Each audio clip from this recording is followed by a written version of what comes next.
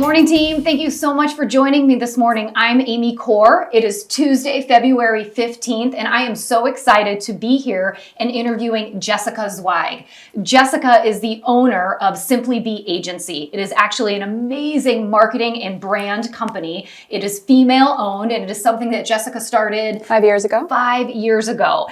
And all of you probably know Jessica as well because we brought her in to help us do webinars for many of you in regards to social media, branding, how to do everything you need to as it relates to getting your business out there in the social world. So today we're going to talk to Jessica a bit about social media. What should we be doing? How do we market ourselves?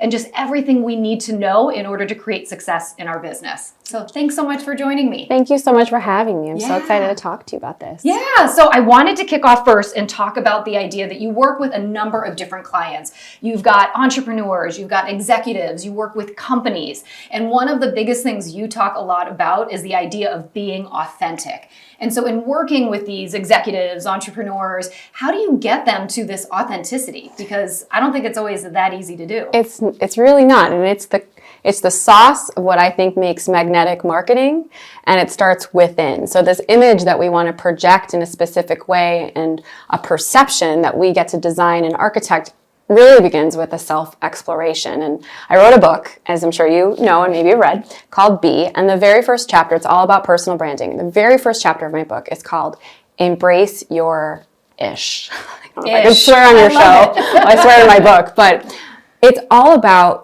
looking at your whole life, no matter how successful you are, no matter how new and entry level and inexperienced you might think you are, and seeing the value in your stories and what has really made you who you are. And it's all on the table. Your failures, your successes, your mistakes, your shadows, the things you're not proud of, your traumas, like really examining all of these pieces of your life that has made you who you are today and identifying kind of those core stories, in tandem with the fact that you are an expert, a boss, that you're good at your job, that you are a leader. And those things don't work in silos. In fact, when you bring those two in tandem, you build this very effective, magnetic, authentic brand. And so we do work with a lot of high-powered people, yourselves included, Thad Wong included.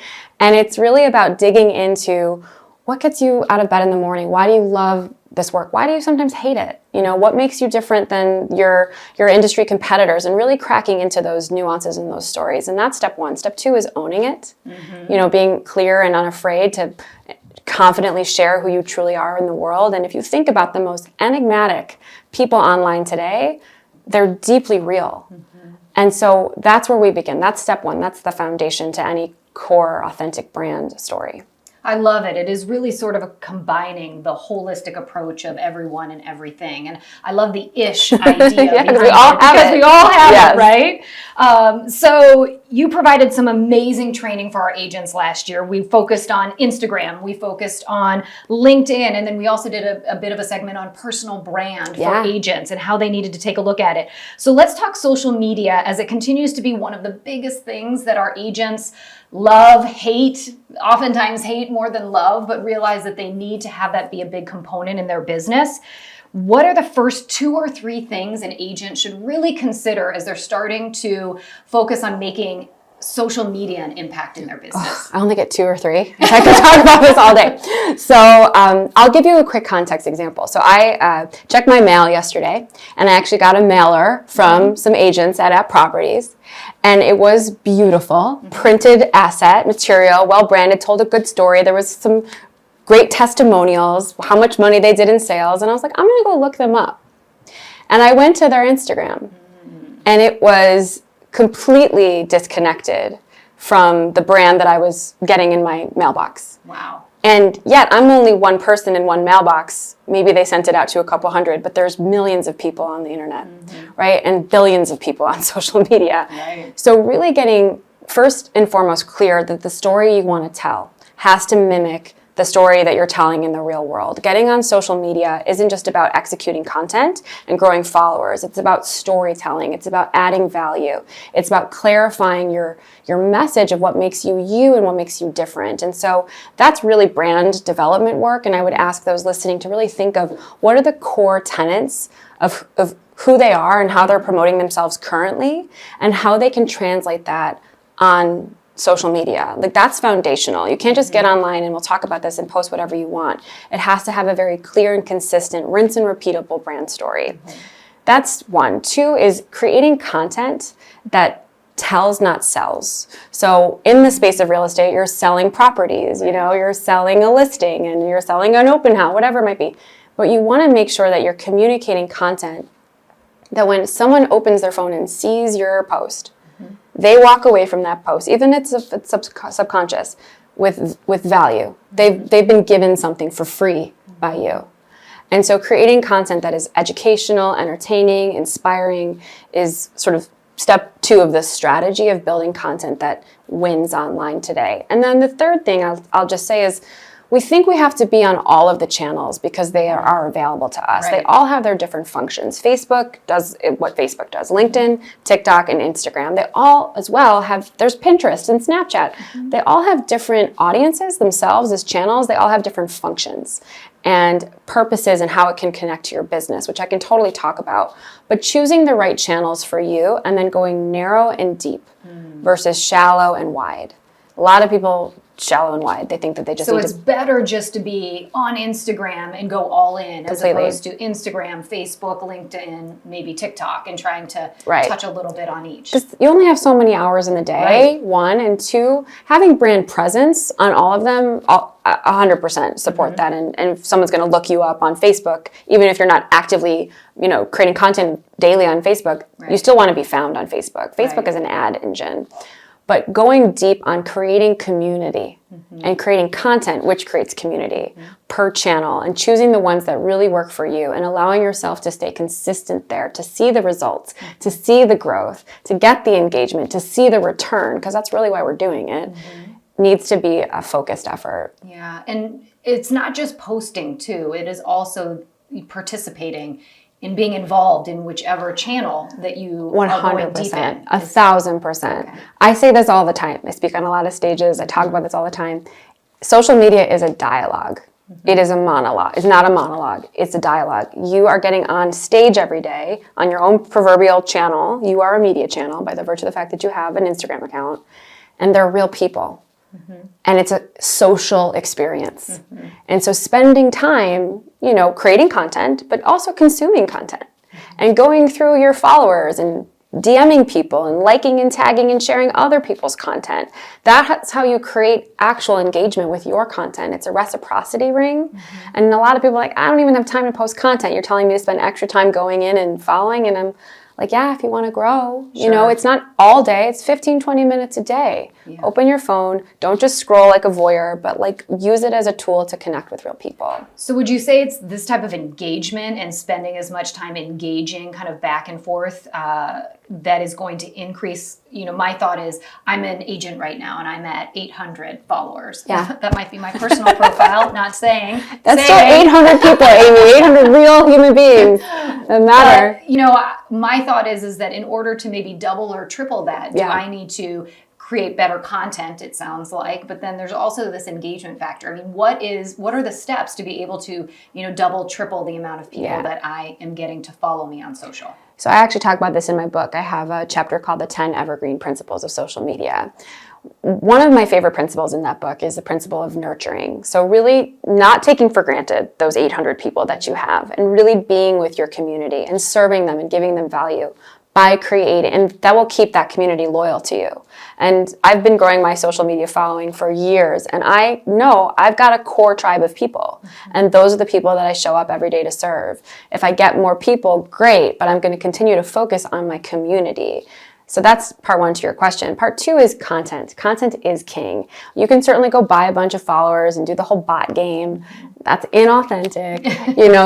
Getting true growth comes from creating content that wins and staying consistent in doing that. So I have a client that had 18,000 followers. And their goal by the end of 2021 was to hit 20,000. They got close, but they didn't. And it was like teetering at like 18.1, 18.2. And then just last week, they created a reel that went viral. And it pumped them up to 20 in a week. And the content that they shared was really good, was really sticky, was really entertaining. It was different than all of their other reels. And it made sense to me why it went viral, and it pushed them over the edge and got them followers. When you create really incredible, sticky, shareable content, you end up in the explore page. You have your community start sharing it on their stories and DMing it to their friends. So creating shareable, share-worthy content is also a huge growth hack to getting more followers. And then also partnering.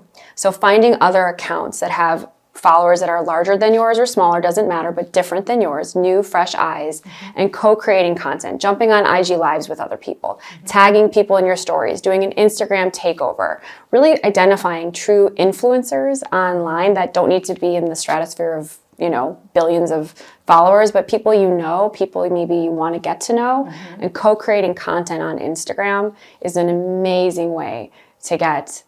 It's actually how I grew my following by thousands last year during my book launch, because I was partnering up with so many different voices to promote my book, but then I ended up getting a ton of new Instagram followers, and it was really organic, real audience, which was amazing. Amazing. So I want to talk a little bit about your journey on social media, because I think it was in one of the talks that you had done a couple months ago where you had said when you first got on and really started exploring being on social media that you were talking about all different things, and you were trying to be all things to all people, and you ended up having a friend of yours reach out and say, Jessica, I don't even know what you're trying to focus on because you're kind of everywhere. Tell us about kind of that, how that moment, I think, in that conversation changed the way you looked at your presence on social media. I wrote about this in my book too, 100%. So this was one of the most pivotal conversations of my life. And it was painful because it was real feedback and it was true. So I was just starting SimplyBe about 5 years ago, and I wanted to be seen. I wanted to raise brand awareness. So I thought the thing to do was get on and create a bunch of noise. Emails, blogs, videos, all the social channels, just show up. And I went to coffee with a friend of mine, and he knew what I was trying to do. He was a fan. He was like, Jessica, I love you. I see what you're trying to do. But you are a hot mess. So he told me to my face. He was like, you're a hot mess. And he's like, one day you're talking about personal branding, and the next day you're talking about your dog, and the next day you're talking about politics, and the next day you're talking about where your husband is, you and your husband are going to try a new restaurant in your new neighborhood. You're an expert in nothing. He's like, you're trying to be a master of everything, and I don't know what you stand for. And this is a true story. I mean, I was sharing this with you earlier. I was so motivated by that conversation that I got really clear. I was like, I'm going to blog and I'm going to post strictly on personal branding. And all the nuances of how I believe in what this space is about, but I'm going to stick to my own script. And my business started to change. I started to get clients because I became identified with the one thing that I was rinse and repeating, saying about myself over and over and over and over and over, and training my audience of what I was. And so that became a huge shift in my beliefs on branding, which is really an exercise in clarity, because it's really freaking noisy and you've got to pierce through. Then I didn't want to just talk about personal branding because I'm more than what I do, and you're more than what we, you know, we're full people. And then I started to really identify, okay, I can start to share a little bit more about my passion for travel. I can share a little bit more about my spiritual sense, because that's a big part of my life. But I don't have to put it all on the table. I can just really selectively choose like what the perception is and still be authentic. And that really started to magnetize more of the right type of clients, because I was being myself in tandem with sharing my expertise and what my business value was. And that really became the foundation of all the work that we do now at SimplyBe, and what we take our clients through, and then how that manifests into content, etc. But for me, I thought I knew what I was doing because I'd been in marketing my whole career. And the game has changed, especially in the last 5, 6, 7 years, and especially in the last 2 years since the pandemic even. It's become more and more saturated than ever before. So clarity is number one, is step number one. And it was a big game changer for me. I mean, my business has been like, you know, knock on wood, like this for the last 5 years. And I really think obviously a lot of it comes down to brand. Yeah, well, I think we're in a world where we get so much information constantly. So I think the clearer your message is and the easier it is for people to identify with it. Correct. But, the part about being authentic, and I know you've gone through this experience with Kevin and I, but even with he and I, when we started doing video, what we recognized is we got more engagement the more we started putting parts of ourselves out there. When my dog ate the cake on the countertop, lots of people could relate to that. Yeah. It didn't take away from, the professional content that we were offering, but it kind of wrapped it up with an authentic feel that, people want to know that somebody else's life maybe isn't perfect. They're still striving and doing great things, but they are relatable, right? I mean, that's the name of the game. It's all about being yourself, and we are all just human beings doing our best and trying to succeed and win and experience joy, and it's not a perfect ride.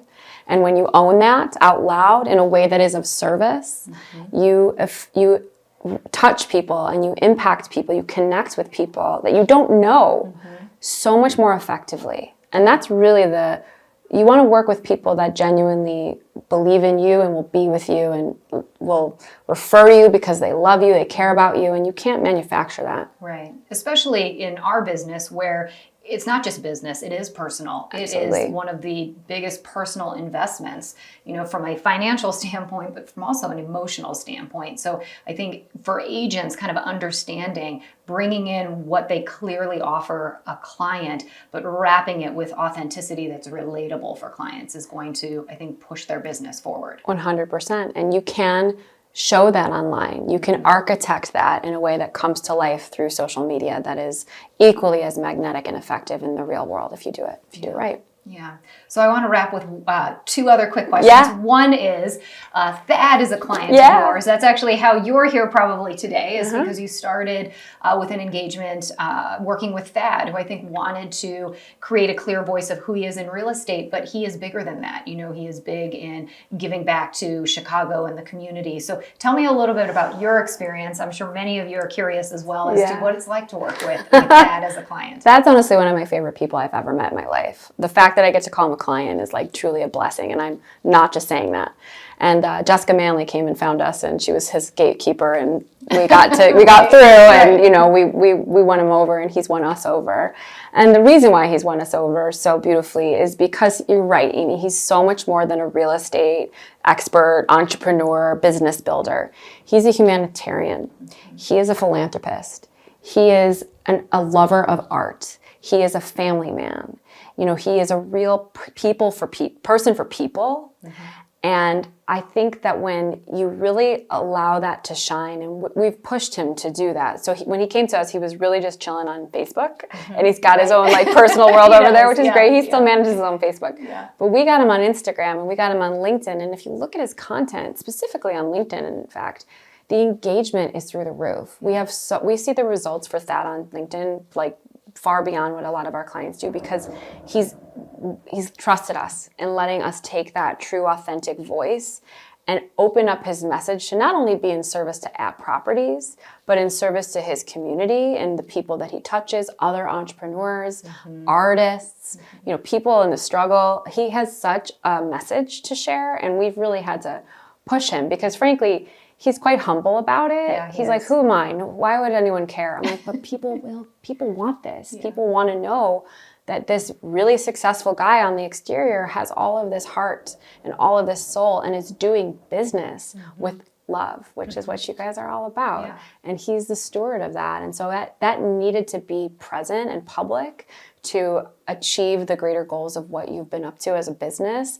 People are going to look you up if you're the leader, whether you want it to be true or not. Yeah. And so we really needed to get him online in an intentional way. And it's been a ride. Yeah. Thad's a ride, but he's amazing, and we're doing great work with him. Well, he's amazing. He's a driver too, and he drives and pushes himself extremely hard. And so anyone that he works with, he tends to do the same for us. Absolutely. I think it ends up making us all better people. 100%. I feel like a better businesswoman and a better person because he's in my life. Yeah.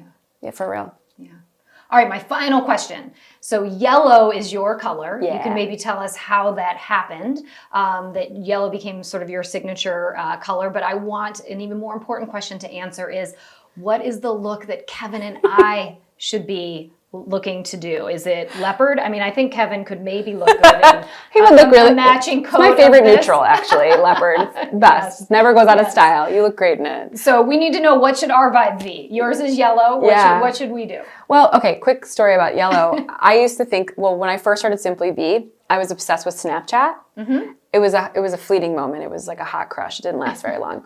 But I was just starting SimplyBe, and I was doing my logo and my style guide and picking out my brand colors. And I was like, I wanted Snapchat to be a part of the business model, and it ended up not. But yellow stuck. Mm-hmm. And I'm so glad that it did. It was a very happy accident.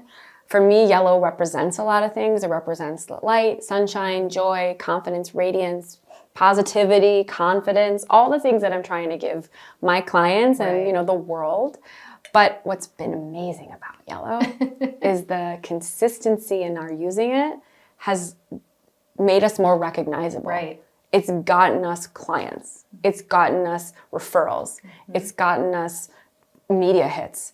People tag me on social media that I don't know. They're like, see a yellow dress. It's that yellow Jessica Zweig needs this dress. I'm yes, like, right. It's crazy the memorability that it has created around a ripple effect of awareness. Mm-hmm. Because not only because it's bright, but because I've been consistent. Yeah. And so for you guys, I think of red. Okay. And then you've got a red bracelet on it. I do. I have this amazing, thank you, Vicki McKinnon, who sent me this amazing love bracelet the other day. It's beautiful. And you usually have a pop of color of red lipstick or like a shade of red, which looks great with your blonde hair and blue eyes. So I'm like styling you, right? Making you awkward. But you're beautiful. And I think that you could really make a pop of lipstick, like a bright color, like a signature style every time you get on camera, anytime you do a headshot shoot, anytime you're on stage speaking, like a pop of red somewhere for you. Pop of red. Yeah. All right, what do we think, people? Let us know about the pop of red. I mean, the blue and the red. Blue for Kevin. Blue for Kevin. Red for Amy. Yes. All right. Bring it to life in any way you want, but I would say red. Jessica might be onto something, so we'll just have to check it out. Thank you all for joining us this morning. Jessica, thank you so much for joining me this morning. I could talk to you for hours. I know, we might afterwards. Yeah, let's do it. You guys make it a great Tuesday. Thank you so much for joining us. And remember, you got this. You got this.